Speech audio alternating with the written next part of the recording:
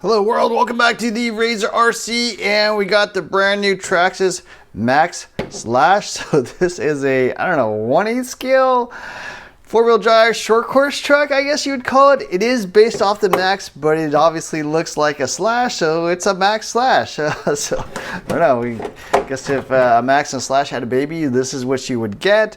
It sells for $700 here in the US. I will have links in the description below where you can pick one of these up. But I did get my hands on one of these and just want to take a quick look at it. So the body obviously looks very Slash-like. Graphics, everything looks very Slash-like. Does have some nice roof rails here on top, provide a little protection. Some little bumpers here on the back of the body. Add again a little bit of protection there on the bed. And then some little hood vents, or I don't know, hood protectors. Not really sure what that is. Does pop off with 4 different little clips here on the front. Or I'm sorry, on the bottom, pretty much like an XRT or something like that. So it does have a nice integrated roll cage, so that should provide a lot more protection. Definitely these things tend to take a beating. Short course trucks are pretty much fully covered by the body, so anytime you don't land on the wheels, the body takes a bunch of impact. So I consider these kind of like disposable, but hopefully this roll cage will help it last a little bit longer. And it does have some like extra little hooks into the sides of the body, into the chassis there, provide a little bit more protection, and you know, hopefully it doesn't flop around as much. Some nice little hood or scoops vents there in the back of the body to allow air to kind of flow out.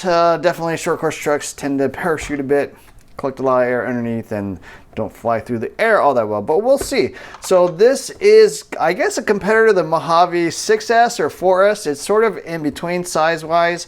It is, you know, more expensive than both of those, so that is interesting, although it is 6S capable, so that's kind of new. It is based off the Maxx platform, and they incorporated a lot of changes that I like seeing. If you've been following my channel, I have been a bit critical of the Maxx in the past. I think there are some high marks with the Maxx, namely durability, but price, some other things I didn't like about it, and you know, do have quite a few videos on that. But I have to say, Traxxas seems to watch my videos, because nearly everything I talk about in the videos with regards to price, they will adjust. So if I say the X-Maxx is, you know, pretty good value, it's pretty cheap, it's a good deal, they raise the price. If I say things like the Maxx or the Haas or the Sledge are way too expensive, they drop the price. So whether they're watching it and making adjustments, or the market is reacting and Traxxas is reacting to the market, I don't really know, but I'm pretty sure they watch my videos, and it is actually nice to see that they have incorporated a lot of things I didn't like about the Maxx into this kind of new updated vehicle. Although it is a Slash or a Maxx Slash or whatever you want to call it, it is still very much based off the Maxx and shares a lot of the components and the basic architecture and platform with the Maxx. So it is kind of cool to see. First off, you can see it is, you know, a bathtub style chassis with some nice integrated shock towers. That's very Maxx-like. Looks like it reuses the Maxx shocks as well, Maxx arms, I believe. But the chassis, if you'll notice, it is LCG. So unlike every other Slash that gets released to the market, this is an LCG vehicle. The Maxx is high center of gravity.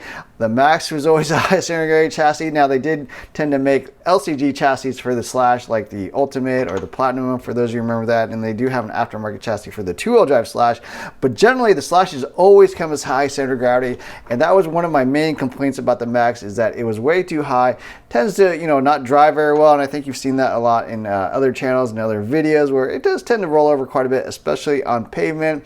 This should provide a lot better, you know, handling without having to put it way up. The other cool thing they did was they put the servo on top here rather than underneath like the XRT. So again, the XRT has a low center of gravity chassis, has a servo all the way on the bottom. But if you've watched my XRT videos, I did mention that that servo does take quite a bit of a beating, because it's all the way on the bottom. All those impacts when the chassis hits the ground get directly applied to the servo, and these ears tend to break. The servo tends to break. I've certainly broken those in the past. So it was nice they kind of refined that design and put it here on top. Another thing they fixed was the body mount. So the Maxx had like a big tongue that goes underneath this front shock tower, and then kind of a clip that would, you know, latch onto the back shock tower. But they've redesigned it. They've basically used, you know, what is on the Sledge or the XRT, where they have nice clips. That should work pretty well. I think that's probably the best iteration of this type of body clipless design. That's really nice to see.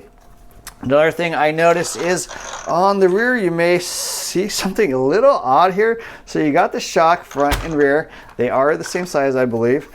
Shock mounts onto the arm like you would expect, like every other shock to do.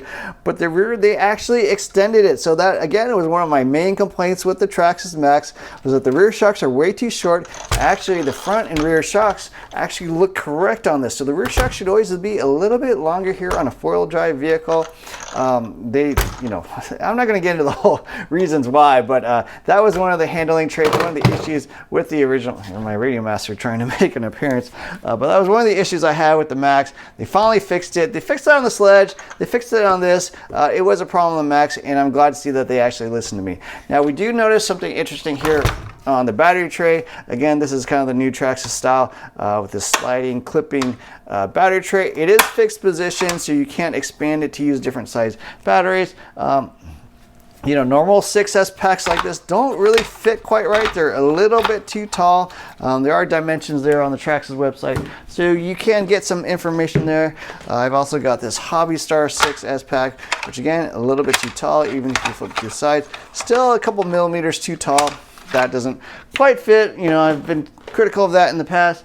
So pretty much the only battery I have personally, at least hard case wise, is this SMC V2 battery, which they don't even make anymore. So I am sourcing some Gens Ace batteries. This fits nicely, definitely has extra room, but they don't make this anymore. So I'm not going to be really using that, maybe for the first run or something like that. Other nice things with the thing, bumpers look really awesome. I mean, they're very Slash-like, but they feel a little bit more sturdy. The Slash bumpers tend to kind of fold in. The rear bumper looks, totally fine. A nice little wheelie bar here on the bottom. So, assuming this thing can do wheelies, that will work. The chassis itself is heavily braced, just like the Maxx. Nice little upper brace here. And the thing I kind of like about this is the center shaft is not exposed to all the wiring and stuff like other vehicles. Most vehicles have a center shaft driving down the middle. Your motor wires, your battery wires and stuff can get caught up in there.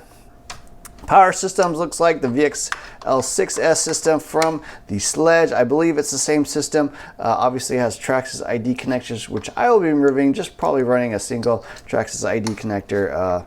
But yeah, you will probably want to swap those out if you're not running Traxxas batteries. But otherwise, it looks pretty good. I mean, it does have that integrated servo saver into the steering rack, just like the Maxx. Fixed drag link there in the front, so it makes it a little bit more difficult to swap out the servo, but they do make an adapter if you're not a fan of this X-Max size servo. That's again another one of my things I didn't like about the Maxx, but looks like they carry that over, and it is the same servo they run on, basically all their big stuff. So overall, yeah, the truck actually looks pretty good. I mean, it is a little pricey, $700. More than the Mojave 6S, more than Mojave 4S, so I'm a little surprised they did that. But yeah, I'm excited to check this thing out. Tires also look pretty street oriented. They don't like they're going to grip at all in the dirt, but we'll have to see. I'm almost 9% sure these are not going to work very well just by feeling them and looking at them at the tread pattern stuff. The nuts on the wheels are 8mm, so you will need an 8mm wrench. It actually comes with one here in the bag, so that's pretty cool. It also comes with that loop back port, so if you're running a single 6S pack rather than two 3S packs, you will put a loop back on one of these connectors. But yeah, the thing I don't like about these wheels, it's pretty much the same thing on the Maxx. They do have this insert here that basically fills out the short course truck style wheels, but it looks like the 17mm stub axles from the e-Revo that I also ran on the Maxx will fit. It just barely clears, I think. So if you don't like this and you want to run 17mm aluminum hexes with 17mm spline nuts, you can go ahead and do that. I think that will be fine. Receiver box looks pretty interesting. I'm not sure if this is actually from any other vehicle. I don't really recognize this receiver box, but it is kind of cool. Very small receiver box, nice little ports, access to get at the buttons and stuff if you need to. It does have the fixed position mesh system, so Traxxas likes to do that with all their vehicles. I think it works pretty well, actually. It does hold the motor in place, which is nice and does not allow it to move. And I think it is a steel spur gear with the cush drive as before, and a center differential. I believe also aluminum center differential. So it does have some nice components. I think it's a little pricey for a plastic, vehicle. It's pretty much all plastic, including the shock caps on these shocks. But it's not horribly expensive, I guess. It is 6S capable, so it's a little bit hard to say whether this competes more with the Mojave Forest, which it shares obviously a lot of similarities, the plastic chassis, the plastic drive shafts, fixed links, that kind of thing. Obviously power-wise, I guess it competes more with the Mojave 6S, which is an aluminum vehicle, metal drive shafts, a much different style vehicle, but price-wise probably closer and power-wise probably closer. But yeah, anyways, quick look at the Traxxas Maxx. Don't forget to hit the like, share, subscribe buttons. Look for more videos soon. Thanks for watching.